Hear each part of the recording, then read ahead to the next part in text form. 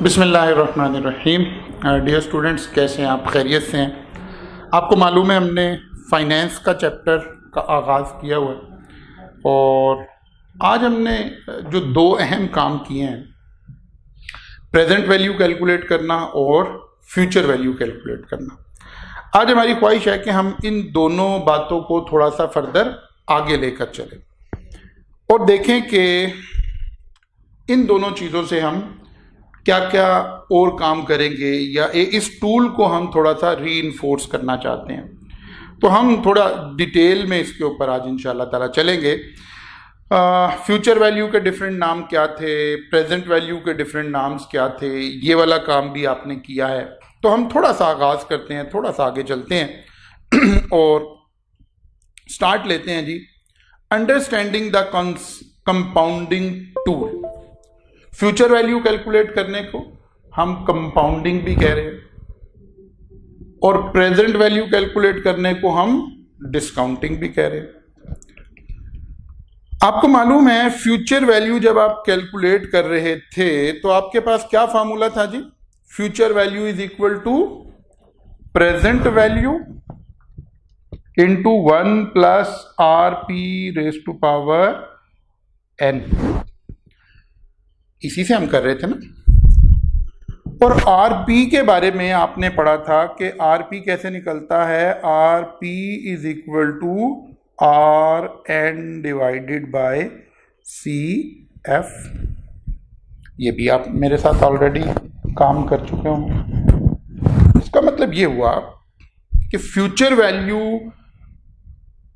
एक तो ऐसे सिंपल कैलकुलेट हो रही है ना, अब हम थोड़ा सा इसको स्ट्रेंथन करने लगे हैं, यानी फ्यूचर वैल्यू में क्या क्या हो रहा है। और इस कॉन्सेप्ट को आज हम, क्योंकि आप साइंस पढ़ने वाले तालिब इल्म हैं, आप फिजिक्स केमिस्ट्री बायो पढ़ते हुए यहाँ तक पहुँचे हैं, तो यकीनन हम चाहेंगे कि हम कहीं इसको साइंटिफिकली लिंक कर लें ताकि आप इस बात को थोड़ा और बेटर वे से अंडरस्टैंड कर लें। ये मैंने एक टाइम लाइन ड्रॉ कर दिया आपके पास। यहां से आगाज हुआ मेरा, ये t0 है, फिर आ गया मेरे पास 1 2 3 4 5 6 7 8 9 एंड सो ऑन, जहां तक आप टाइमलाइन ड्रॉ करना चाहो।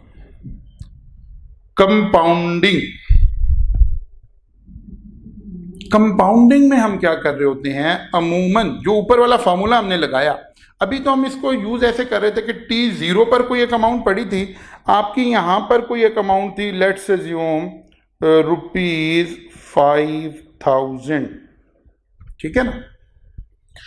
आप इस अमाउंट को इन्वेस्ट करते थे for a particular period of time, 2 year 3 year 5 year, और कोई एक रेट गिवन होता था।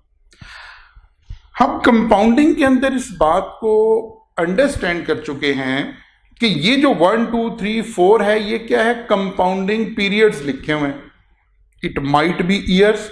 अगर बैंक आपको ऑफर कर रहा है 12% कंपाउंडेड एनुअली, तो 1 2 3 4 5 6 ये इस वक्त क्या लिखे हुए हैं, ईयर्स लिखे हुए हैं। 1 means after 1 year, 2 means after 2 year, 3 means after 3 year, after 4 year, after 5 year। ये लिखा हुआ क्या है, ये ईयर्स लिखे हुए हैं। लेकिन अगर हम कहें कि बैंक हमें रेट ऑफर कर रहा है 12% कंपाउंडेड क्वार्टरली, तो फिर ये क्या लिखा हुआ है, 1 means end of quarter 1, end of quarter 2, end of quarter 3, quarter 4, quarter 5, quarter 6, quarter 7, quarter 8। और अगर ये लिखे हुए हैं मंथ, तो मंथ 1, मंथ 2, मंथ 3, और अगर वीक तो वीक। यानी टाइमलाइन पर जो हमारी नंबरिंग आ रही है, ये एन की नंबरिंग आ रही है। कौन से वाला एन? जो आर एंड एन सेम करने के बाद आया। R and N must be in same term वाला N जो आता। ओके, अब अगर ये 5000 यहां है और हमें इसे ईयर 5 पर ले जाना है, तो हम कैसे कर रहे थे इसको? हमने कहा था रेट हमारे पास क्या आ रहा है जी, फर्ज करें 12% पर एनम ही है, तो हमने फ्यूचर वैल्यू कैसे निकालनी थी, 5000 इंटू 1.12 12% रेज टू पावर 5। यहां से आपके पास फ्यूचर वैल्यू आ जाती। बात समझ रहे हैं मेरी? ओके, नाउ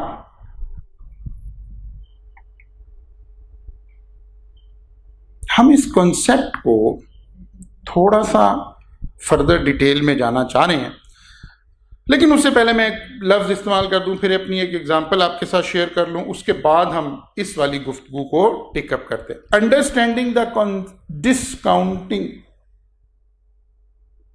डिस्काउंटिंग मीन्स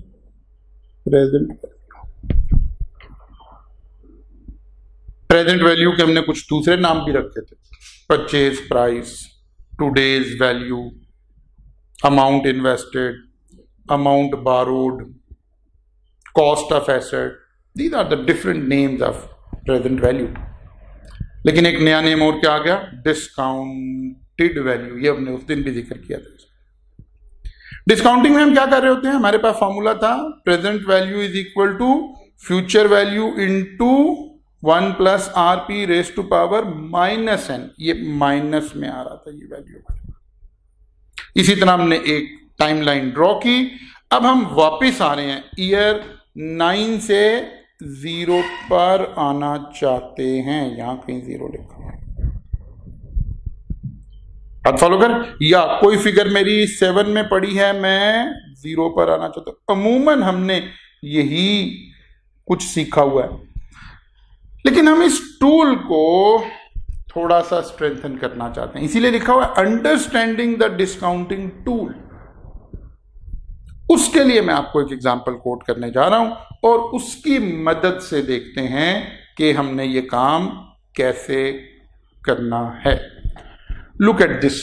ये मैंने क्या बनाया, ये एक बिल्डिंग बनाई है, ठीक है ना। ये एक 7 फ्लोर की बिल्डिंग बनी हुई है, कुछ 7 मंजिला बिल्डिंग बनाई है हमने। अच्छा जी, ये हमारी ग्राउंड है, ये सारा ग्राउंड है, ठीक है। ये कहां खड़े हैं हम, ग्राउंड पर खड़े। अब मैं यहां से इस कॉन्सेप्ट से पोटेंशियल एनर्जी का कॉन्सेप्ट, जो कि आप साइंसेस में पढ़ कर आए हुए होते हैं, उसकी मदद से मैं इस टूल को एक्सप्लेन करना चाह रहा हूं, कंपाउंडिंग के टूल को और डिस्काउंटिंग के टूल को। मेरी बात फॉलो कर रहे हैं? किसको एक्सप्लेन करना चाह रहे हैं, कंपाउंडिंग के टूल को, डिस्काउंटिंग के टूल को। आप भी ऐसे एक आप सिर्फ लाइंस लगा के 7-8 फ्लोर बना लें नोटबुक के ऊपर। Okay, look at this. ये एक बॉल है, ठीक है। कहां पड़ी है ये बॉल इस वक्त, किस जगह पर प्लेस्ड है ये बॉल, ग्राउंड पर। ग्राउंड पर अगर बॉल पड़ी है तो आप साइंसेस के स्टूडेंट हैं, आप मुझे बताइए इसमें कितनी पोटेंशियल एनर्जी। पोटेंशियल एनर्जी हम कहते किसको थे वैसे, by the way, potential energy आप किसको कहते थे, potential energy, energy due to position of a object, ठीक है ना। ऐसी एनर्जी जो किसी ऑब्जेक्ट में स्टोर हुई है, ऐड हुई है, लेकिन उसकी रीजन क्या है, उसकी पोजीशन, उसकी रीजन। ये बॉल जब ग्राउंड पर पड़ी है तो इसमें कितनी पोटेंशियल एनर्जी है, 0। अगर हम इस ऑब्जेक्ट को ग्राउंड फ्लोर से उठाकर कहां ले जाएं जी, फर्स्ट फ्लोर पर ले जाएं। बॉल कहां आ गई, फर्स्ट फ्लोर पर आ गई। फर्स्ट फ्लोर पर आने के बाद इस बॉल में कुछ पोटेंशियल एनर्जी सेव हो गई ड्यू टू इट्स पोजीशन। अगर हम इस बॉल को यहां से ड्रॉप करें तो एनर्जी किसको कहते हैं? किसी कुछ काम करने की सलाहियत को एनर्जी कहते हैं ना। अब ये कुछ ना कुछ काम कर सकते हैं। ये ऑब्जेक्ट अगर हम यहां से ड्रॉप करें और नीचे किसी के सर पे जाकर लगे तो कुछ ना कुछ काम हो सकता है ना। तो इसमें कुछ एनर्जी स्टोर हो गई। अगर हम इस बॉल को यहां से पिक करके हम इसको सेकंड फ्लोर पर ले जाएं तो इसमें पोटेंशियल एनर्जी फर्दर ऐड हो गई। सिमिलरली अगर हम इस बॉल को थर्ड फ्लोर पर ले जाएं, अगर इस बॉल को थर्ड फ्लोर पर ले जाएं तो इसमें फर्दर पोटेंशियल एनर्जी सेव हो गई। और अगर आप इस बॉल को फोर्थ फ्लोर पर ले जाएं तो फर्दर एनर्जी ऐड हो गई। सिमिलरली मैं इसको सेवंथ फ्लोर पर ले गया हूं। कहां ले गया हूं? सेवंथ फ्लोर पर ले गया हूं। अब जरा गौर कीजिए, जैसे जैसे मैं जीरो पर खड़ा था, ग्राउंड को मैं क्या कह रहा हूं? जीरो, ग्राउंड फ्लोर जीरो, इसमें कोई एनर्जी नहीं थी। 1 2 3 4 5 एनर्जी सेव होना शुरू हो गई मेरी बॉल के अंदर। बिल्कुल उसी तरह से जैसे जब आप टाइम लाइन पर खड़े होते हैं, t0 पर जो अमाउंट पड़ी है उसके अंदर कोई भी टाइम वैल्यू ऑफ मनी नहीं है, कोई भी इंटरेस्ट नहीं है। सारी की सारी वैल्यू किसको रिप्रेजेंट करिए? प्रेजेंट वैल्यू को। जीरो से स्विच करके हम 1 पर गए तो कुछ इंटरेस्ट उसमें ऐड हो गया। जब आप कंपाउंड इंटरेस्ट कर रहे हैं तो इंटरेस्ट ऐड हो रहा है, बिल्कुल उसी तरह से जैसे इस बॉल में पोटेंशियल एनर्जी ऐड हो रही है। जैसे इस बॉल में पोटेंशियल एनर्जी ऐड हो रही है, सिमिलर वे से पोटेंशियल एनर्जी की तरह से time value of money add हो रही है। कंपाउंडिंग का इफेक्ट आ रहा है, आ रहा है, आ रहा है, आ रहा है, आ रहा है, आ रहा है। ये मैंने एक एग्जांपल आपसे शेयर कर लिया। जरा हम वापस आते हैं। अगर इस बॉल को हम ड्रॉप करें, 7 से ही 0 पर ले आए या 1 by 1 आते हैं। अगर एक बॉल 7th फ्लोर पर पड़ी है और आप उसको 6 पर ले आए, क्या ड्रॉप करके ले आए? क्या हाथ में पकड़कर नीचे ले आए? कहां पहुंच गए हम? 6th फ्लोर पर आ गए। क्या हुआ? इस बॉल में से एक फ्लोर की पोटेंशियल एनर्जी रिलीज हो गई है, रिड्यूस हो गई है, एनर्जी डिक्रीज हो गई है। और अगर आप इसको एक फ्लोर और नीचे ले आए या एक और नीचे ले आए या और नीचे आ जाए, मसलन इस वक्त हमारी बॉल किधर है? 3rd फ्लोर पर है। तो क्या हुआ? इसमें पोटेंशियल एनर्जी कितनी है? जितनी 3rd फ्लोर पर होती है। जैसे जैसे हम वापिस आ रहे हैं, हमारी पोटेंशियल एनर्जी रिलीज होती जा रही है, डिक्रीज होती जा रही है। हमें कुछ नहीं करना पड़ रहा, ऑटोमेटिकली हो रही। ग्रेविटेशनल फोर्स और बाकी जो फिजिक्स के कवानीन है वो अपना रोल प्ले कर रहे हैं। बिल्कुल इसी तरह से जब आप टाइम लाइन के किसी बड़े ईयर 5 से ईयर 3 पर आते हैं तो आपकी इस अमाउंट में से टाइम वैल्यू ऑफ मनी कम होना शुरू हो जाती है, रिड्यूस होना शुरू हो जाती है, डिक्रीज होना शुरू हो जाती है, ऑटोमेटिकली डिक्रीज हो रही होती है। इसका मतलब है जब हम टाइम लाइन पर रिवर्स आ रहे होते हैं तो this process is called discounting. Discounting means deleting time value of money. लिखें इस सेंटेंस को। Discounting means deleting, subtracting time value of money. जैसे यहां पोटेंशियल एनर्जी सब्ट्रैक्ट हो रही है। और अगर हम वापिस आते आते इसको जीरो पर ही ले आए, ग्राउंड फ्लोर पर ही ले आए, तो ground floor is called present value. Her floor नीचे आते वक्त आपकी पोटेंशियल एनर्जी रिलीज हो रही थी, और हर फ्लोर ऊपर जाते हुए आपकी पोटेंशियल एनर्जी इंक्रीज हो रही थी। ठीक है ना। बॉल को हम दोबारा उठाकर 7th फ्लोर पर ही ले गए। देखिए मैं क्या कह रहा हूं, जब हम ऐसे ऊपर की तरफ मूव कर रहे हैं तो ये क्या निकल रहा है, फ्यूचर वैल्यू। हर चीज जीरो के मुकाबले में फ्यूचर वैल्यू है। जरा तवज्जो रखें, अब मैं वहां अपने क्लाइमेक्स पे आ गया हूं कॉन्सेप्ट के। हर चीज जीरो के मुकाबले में फ्यूचर वैल्यू है। यानी फ्लोर 1 पे थे या टाइमलाइन 1 पे थे, 2 पे थे, 3 पे थे, 4 पे थे, 5 पे थे, क्या हो रहा था, पोटेंशियल एनर्जी सेव हो रही थी। यानी अब हम फाइनेंस में क्या कहेंगे, time value of energy save हो रही थी, बढ़ रही थी। तो क्या निकल रहा था, फ्यूचर वैल्यू निकल रही थी।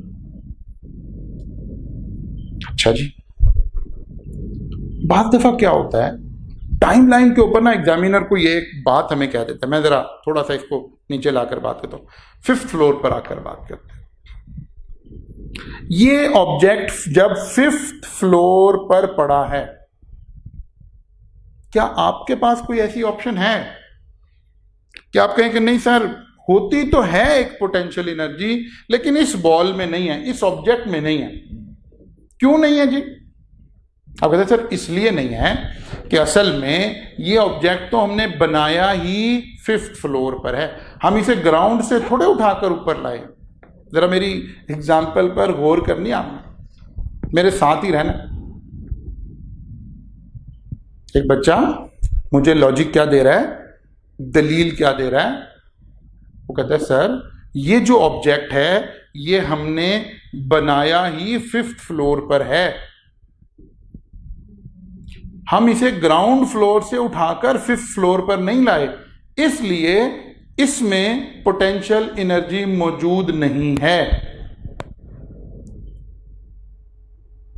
क्या फिजिक्स के टीचर उसकी इस बात को मान जाएंगे कि ये जो 5th फ्लोर पर ऑब्जेक्ट है, ये क्योंकि हमने बनाया ही 5th फ्लोर पर है, इसलिए अगर इस ऑब्जेक्ट को, फर्ज किया ये एक ब्रिक्स है, एक ईंट है, हम यहां से नीचे फेंकें और नीचे से एक आदमी गुजर रहा हो तो ये उसके सर में लगेगा तो उसे कुछ नहीं कहेगा, क्योंकि ये हमने बनाया ही 5th फ्लोर पर।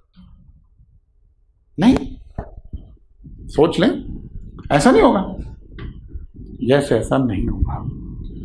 ये ईंट आप ग्राउंड फ्लोर से 5th पर ले गए हैं या इस ईंट को आपने 5th फ्लोर पर ही बनाया है, दोनों सूरतों में इसमें पोटेंशियल एनर्जी मौजूद है। दोनों सूरतों में इसमें पोटेंशियल एनर्जी मौजूद है और वो सेम ही है। सिमिलरली, मैं जरा मेरा सेंटेंस ले लीजिए, मेरा डायलॉग ले लीजिए, अब आपके काम आएगा ये। कोई भी अमाउंट जो t0 के अलावा कहीं पड़ी है, t1 पर है, 2 पर है, 3 पर है, 5 पर है, 7 पर है, उसके अंदर टाइम वैल्यू ऑफ मनी मौजूद है। हम लाख कहते रहे कि इसमें इंटरेस्ट नहीं है, ये खाली प्रिंसिपल है, नहीं, इसमें इंटरेस्ट है। इंटरेस्ट सिर्फ एक अमाउंट में नहीं है, और वो कौन सी है, जो t0 पर पड़ी है। पोटेंशियल एनर्जी सिर्फ एक ऑब्जेक्ट में नहीं है, किसमें, जो ग्राउंड फ्लोर पर पड़ा है। और ग्राउंड फ्लोर को हम टाइमलाइन पर क्या कह रहे हैं, t0। अगर कोई अमाउंट T1 पर पड़ी है, 2 पर पड़ी है, 3 पर पड़ी है, 4 पर पड़ी है, तो हर हालत में उसमें इंटरेस्ट का एलिमेंट आ गया है। इस अमाउंट में एक इंटरेस्ट है और दूसरा प्रिंसिपल है, एक इंटरेस्ट है और दूसरा प्रिंसिपल है। अच्छा जी, सिमिलरली आप किसी भी ऑब्जेक्ट को वापस लाएं 5th फ्लोर से 4th पे, तो क्या होगा? पोटेंशियल एनर्जी रिलीज होगी। इसी तरह आप टाइमलाइन पर वापस आना शुरू करें तो इंटरेस्ट उसमें से रिड्यूस होना शुरू हो जाएगा, टाइम वैल्यू ऑफ मनी क्या होना शुरू हो जाएगी? कम होना शुरू हो जाएगी। मसलन देखिए, अच्छा तो हम ये कह रहे थे जब आप टाइम लाइन पर आगे की तरफ मूव कर रहे हैं तो आप क्या कैलकुलेट कर रहे हैं? हर वक्त future value, future value, future value, future value. और अगर आप टाइम लाइन पर वापिस आ रहे हैं, नीचे आ रहे हैं, T0 की तरफ आ रहे हैं, तो आप डिस्काउंटिंग करें। 0 से आगे की तरफ मूव करना कंपाउंडिंग फ्यूचर वैल्यू, आगे से पीछे की तरफ मूव करना डिस्काउंटिंग प्रेजेंट वैल्यू।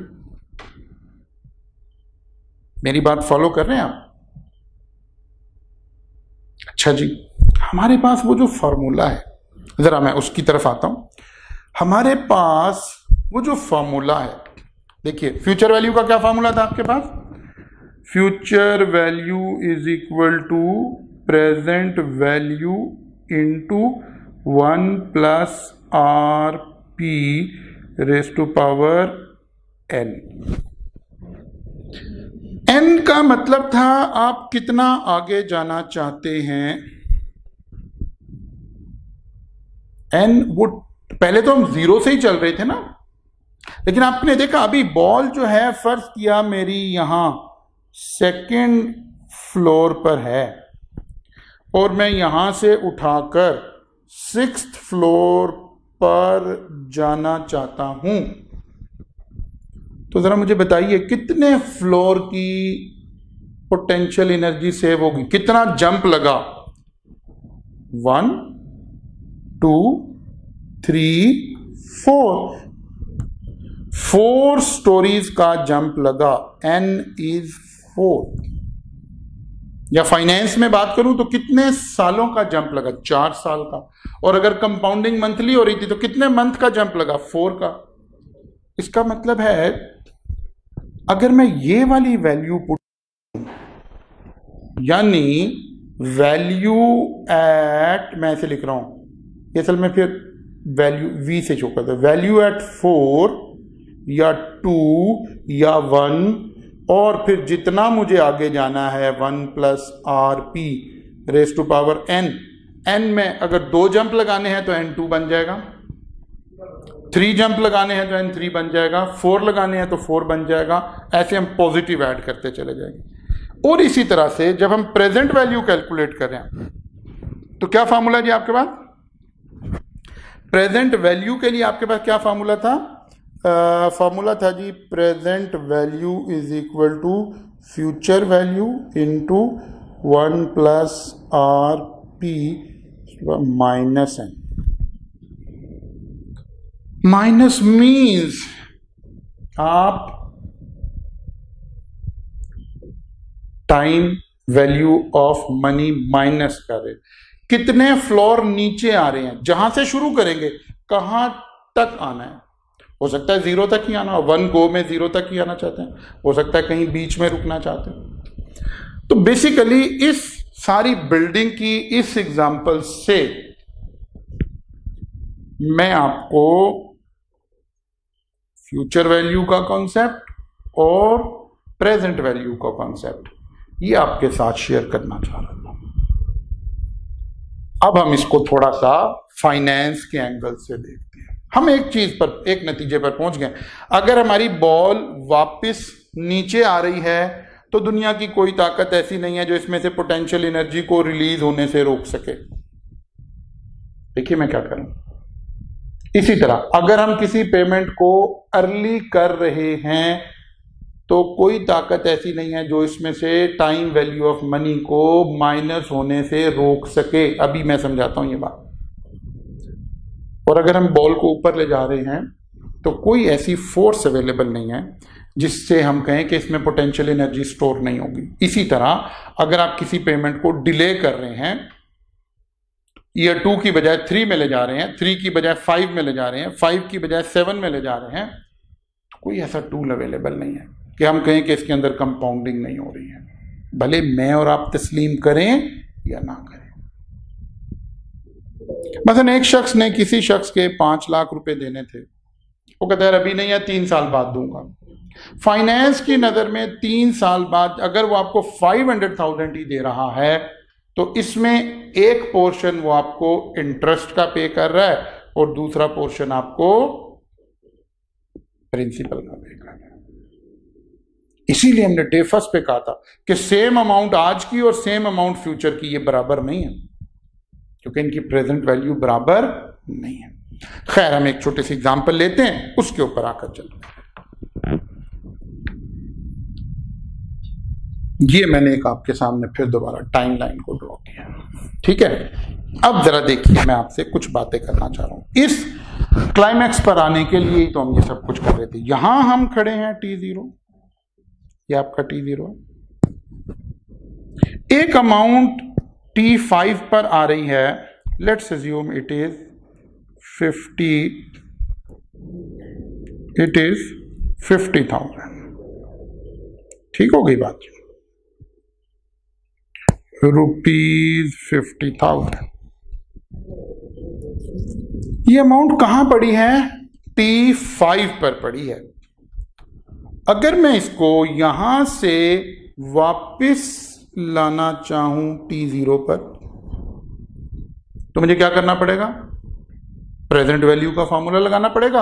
और n कैसे काउंट करूंगा? माइनस में काउंट करूंगा, ठीक है। n गिनते कैसे हैं? वैसे तो जंप, देखिए कितने जंप लगे, 1 2 3 4 5। या दूसरा n निकालने का दूसरा तरीका क्या होता है? जहां आपने पहुंचना है और जहां से चले थे -5, वो खुद ही आ गया -v, वो जो पॉजिटिव और नेगेटिव का था। अच्छा जी, तो हम इसकी प्रेजेंट वैल्यू निकाल सकते हैं ना? चलें निकालिए। Let's assume 12% is the interest rate. तो कैसे निकलेगी जी? Present value is equal to 50,000 into 1.12 raise to power -5, ठीक है। अच्छा जी, निकालिए जी कैलकुलेटर। जी बिल्कुल, मैंने भी निकाल लिया है जी। 50,000 इंटू 1.12 कहां से आया? इंटरेस्ट रेट है, raise to power -5, so it is 28,371.34। चले हम पॉइंट ना भी लिखे। अब पहले तो इस बात को फिर समझें। प्रेजेंट वैल्यू का मतलब क्या है? प्रिंसिपल, आप याद है? प्रिंसिपल, असल अमाउंट। असल अमाउंट, असल में किसी शख्स ने किसी शख्स के 28,371 रुपीज देने थे। कब? आज। तवज्जो रखें, उसने ये पैसे आज नहीं दिए, 1 साल बाद भी नहीं दिए, 2 भी नहीं, 5वें साल में जाकर दिए। तो उसने इस शख्स के 28,371 रुपीज 5 सालों तक इस्तेमाल किए। जब उसने मनी इस्तेमाल की है तो इंटरेस्ट भी तो पे करना है ना। जो बाकी के, अब उसने इसको कन्वर्ट करके 50,000 में दिए हैं, तो जो ओवर एंड अबव उसने दिया 50,000 माइनस 28,371 इज द इंटरेस्ट। अब अगर वो ये शख्स 5वें, तवज्जो करें मेरी तरफ, अगर वो ये शख्स 5वें साल की बजाय इस पेमेंट को 3rd ईयर पर दे देता, 3rd ईयर पर, तो क्या होता? 50,000 तो उसे ना देने पड़ते। 5th फ्लोर से अगर हमारी बॉल 3rd फ्लोर पर आ रही थी तो कुछ पोटेंशियल एनर्जी कम हो रही थी, यहां कुछ इंटरेस्ट हमें कम देना पड़ेगा। कितना कम देना पड़ेगा? 50,000 इंटू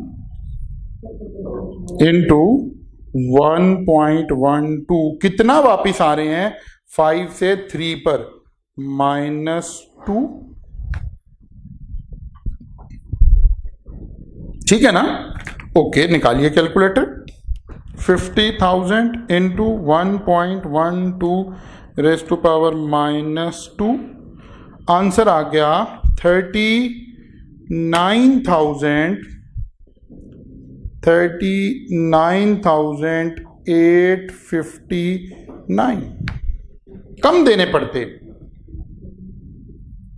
और अगर वो शख्स उस शख्स को आज ही सारे पैसे दे दे, अभी दे दे, तो फिर कितने देने हैं? 28,000, क्योंकि असल जो उसने अमाउंट ली है वो तो 28,371 है। ईयर 1 पे दे तो थोड़ा इंटरेस्ट देना पड़ेगा, 2 पर दे ज्यादा, 3 पर और ज्यादा, 4 पर और ज्यादा, और अगर 5 पर दे तो उसे 50,000 देने पड़ेंगे। अब यहां इस बात को अंडरस्टैंड करना है, ये जो हमारा फॉर्मूला है ना, कंपाउंडिंग डिस्काउंटिंग, इसके लिए जरूरी नहीं है कि हम जब भी फॉरवर्ड जाना है, आगे की तरफ जाना है, तो जहां से शुरू करेंगे that will become present value in that scenario. मतलब आप कहते हैं सर उसके पास तो ईयर 5 में भी पैसे नहीं है, ईयर 5 में उसने 50,000 देने थे, वो कहता है यार मैं आपको ना ईयर 8 में जाकर पैसे दूंगा। ये ऐसे ही है कि 5th फ्लोर पर पड़ी हुई बॉल को हम 8th फ्लोर पर ले जाएं तो पोटेंशियल एनर्जी और स्टोर हो जाएगी ना। अभी हम देख रहे थे पोटेंशियल एनर्जी स्टोर करने का प्रोसेस क्या है, जहां से शुरू करें, हर मर्तबा 0 से शुरू करना जरूरी नहीं है, हर मर्तबा 0 से शुरू करना जरूरी नहीं है, कहीं से भी शुरू कर सकते हैं। लाइक मैंने यहां से फिगर ली और मैं फ्यूचर में ही जाना चाहता हूं, तो future value is equal to present value into 1 plus RP raise to power n। जब तक मैं n पॉजिटिव फीड कर रहा हूं, इसका मतलब है मैं फर्दर ऊपर जा रहा हूं, जहां से शुरू करेंगे वही प्रेजेंट वैल्यू है। अब इसका मतलब है इस सिनेरियो में 50,000 प्रेजेंट वैल्यू कहलाई, और हम इसको आगे 3 फ्लोर लेकर जाना चाहते हैं, 1 2 3, positive 3, 8 minus 5, 1.12 raise to power 3। तो जरा देखिए क्या आंसर आ गया। दोबारा कैलकुलेटर पर आ जाइए जी। 50,000 से आप आगाज कर रहे हैं, इंटू 1.12 रेज़ टू पावर 3, तो आपकी फिगर जो है ये 70,000 फिगर आपकी पहुंच गई कहां पर? 70,246.4 पर। जो बात हम आपको समझाना चाह रहे हैं, कोई भी फिगर पड़ी है, कहीं भी फिगर पड़ी है, हम वहीं से फर्दर आगे भी जा सकते हैं, वहीं से फर्दर नीचे भी आ सकते हैं। आपकी बॉल 4th फ्लोर पर पड़ी थी, आप उसे यहां से उठाकर फर्दर ऊपर भी जा सकते थे, नीचे भी। अच्छा, नीचे से जरूरी तो नहीं कि ग्राउंड फ्लोर पर ही पहुंचे सीधा, कहीं दरमियान में भी तो रुक सकते हैं। तो हम किसी फिगर को 9 से पिक करके 6 पर रुक सकते हैं, या 6 से पिक करके 3 पर रुक सकते हैं, या 3 से पिक करके 2 पर रुक सकते हैं। सिर्फ एक चीज याद रखनी है, फिगर लेनी है, जिस फिगर को मूव करना है, दायरे जिस बॉल को, जिस ऑब्जेक्ट को मूव करना है उसको उठाना है ना हमने। अब आपकी मर्जी है, आप ऊपर वाले फ्लोर पर जाना चाहते हैं, आप नीचे वाले फ्लोर पर आना चाहते हैं। अगर ऊपर वाले पर जाना था, वो ऑब्जेक्ट जो आपने पिक किया, वो ऑब्जेक्ट वो अमाउंट जो आप पिक कर रहे हैं, अगर ऊपर जाना है तो 1 plus RP raise to power positive n से मल्टीप्लाई कर दें, और अगर नीचे आना है तो 1 plus RP raise to power minus n से उस फिगर को मल्टीप्लाई कर दें, जितना नीचे आना है। n क्या है? जितना नीचे आना है। n क्या है? जितना ऊपर जाना है। पॉजिटिव एन क्या है? जितना फर्दर आगे जाना है, compounding, adding time value of money. Negative n क्या है? जितना नीचे आना है, जितना वापिस आना है, discounting, deleting time value of money, deleting interest. एक शख्स ने आपको 5 साल के बाद पैसे देने थे, वो कहता है यार मैं आपको 2 साल बाद दे देता हूं, तो अब उसने आपको इंटरेस्ट ज्यादा देना है या कम देना है? कम देना है। हम 5 साल वाली फिगर को 3 ईयर या 2 ईयर पर ला रहे होंगे तो नेगेटिव से आ रहे होंगे ना। तो सम टाइम आप फिगर पॉजिटिव लेकर चल रहे हो और सम टाइम आप फिगर नेगेटिव लेकर चल रहे हो। एक्चुअली हम इस टूल को स्ट्रेंथन करना चाह रहे थे। जैसे ये टूल आपने अंडरस्टैंड कर लिया, जैसे ये टूल आपने अंडरस्टैंड कर लिया, मैं इसको थोड़ा सा और स्ट्रेंथन करता हूं। पॉजिटिव नेगेटिव दोनों बातें तो ऑलरेडी हमने कर ली, ठीक है। मसलन मैं आपसे कहता हूं, फर्ज किया मैंने फ्यूचर वैल्यू निकाली, वैसे मैंने यहां पे प्रेजेंट वैल्यू की तरफ एरो डाला हो ना, मैं अभी फ्यूचर आपके मल्टीपल जरा बात करता हूं। मैं कहता हूं जी एक शख्स आज T0 बैंक में पैसे जमा करवाएगा 50,000 और फिर ईयर 3 में फर्दर पैसे जमा करवा देगा 25,000 और फिर ईयर 5 में फर्दर पैसे जमा करवा देगा 30,000। तो बताइए ईयर 8 के आखिर पर इसको टोटल कितनी अमाउंट मिलेगी? बात समझ आ रही है? क्या करूं? हर फिगर जब मैं बैंक को दे रहा हूं, वहां से ऑनवर्ड बैंक मुझे क्या पे करेगा? इंटरेस्ट पे करेगा, बिकॉज मेरा पैसा यूज कर रहा है बैंक। लेकिन वहां से ऑनवर्ड, ओके। अब जरा गौर कीजिए, 0 से मैं फिगर पिक कर रहा हूं और मुझे कहां जाना है? 8 पर। यह फिगर यहां से यहां कैसे पहुंचेगी? फिगर, और आगे जा रहे हैं तो 1 + RP⁻n, हम वही 12% ही रख लेते हैं, तो ये आ जाएगा 50,000 इंटू 1.12⁸ ये मेरी बात आप फॉलो कर गए? नहीं तो भाई 0 से शुरू हुए 8 तक गए तो कितने जंप लगे? 1 2 3 4 5 6 7 8। या जहां ड्रॉप होना है माइनस, जहां से शुरू किया था 8 - 0 पॉजिटिव 8 आ गया। अच्छा जी, दूसरी फिगर को देखते हैं। 25,000 की फिगर आपने ली और ये पैसे भी आपने बैंक से कब लेने हैं? 8th ईयर में जाकर लेने। फिगर कहां ड्रॉप हुई? 8 पर। पिक कहां से हुई? 3 से।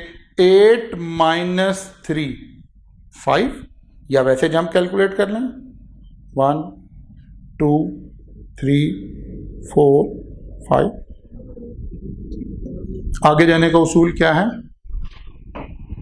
अमाउंट 25,000 इंटू 1.12⁵ अच्छा जी, अब अगली अमाउंट को पिक करें। 30,000 कहां से पिक करनी है? 5 से। कहां ड्रॉप करनी है? 8 पर। 8 - 5 3। ओके, तो कंपाउंडिंग का उसूल क्या है? जो अमाउंट आपने पिक करनी है 30,000 इंटू 1.12⁵, इन तीनों का सम लेकर कैलकुलेटर से निकाल दें। ये वो फ्यूचर वैल्यू है जो लमसम आपका बैंक आपको पे करेगा। समझ आइए कि नहीं आई? अगर हमारे पास मल्टीपल कैश फ्लोज आ जाए, आप जरा तवज्जो करें, मैंने कॉन्सेप्ट आपको क्या दिया। अगर हमारे पास मल्टीपल कैश फ्लोज आ जाए तो फ्यूचर वैल्यू कैसे निकालनी है, बस वो बिल्डिंग वाली एग्जांपल आपने ध्यान में रखनी है। जहां कभी आप फाइनेंस में फंस गए ना, फ्यूचर वैल्यू और प्रेजेंट वैल्यू में, बिलीव मी, इस बिल्डिंग को अपने ध्यान में लाइए और फाइनेंस को छोड़ दें, कॉमन सेंस से सोचें क्या करना है। जो आपको कॉमन सेंस कह रही है वही फाइनेंस कह रहा है। एक बॉल, एक ऑब्जेक्ट 3rd फ्लोर पर पड़ा है, इसको उठाकर 8th फ्लोर पर ले जाएं तो कितने फ्लोर की पोटेंशियल एनर्जी सेव हो जाएगी? अच्छा, पोटेंशियल एनर्जी बढ़ेगी कि कम होगी? बढ़ेगी। अगर ऊपर जा रहे हैं तो बढ़ेगी, नीचे आ रहे हैं तो कम होगी। वो जो फाइनेंस का एक बड़ा प्रॉब्लम है ना, बच्चों को समझ नहीं आ रही होती, या मल्टीपल कैश फ्लोज के ऊपर बच्चों को पता नहीं चल रहा होता, उस सारी बात को हमने कोशिश की है कि इस वाली एग्जाम्पल के साथ उसको कहीं एडजस्ट करने की कोशिश करें, कहीं से ये बात समझ में आए कि क्या हो रहा है। तो यहां तक के एरिया को आप जरा ग्रिप में लाइए, ठीक है ना? आज के इस लेक्चर को जरा ग्रिप में लेकर आए और तवज्जो के साथ जो एग्जाम्पल, जो मैंने टाइमलाइन बनाई है ना, आपने ड्रॉ करनी है अपने साथ पेपर के ऊपर, बिल्कुल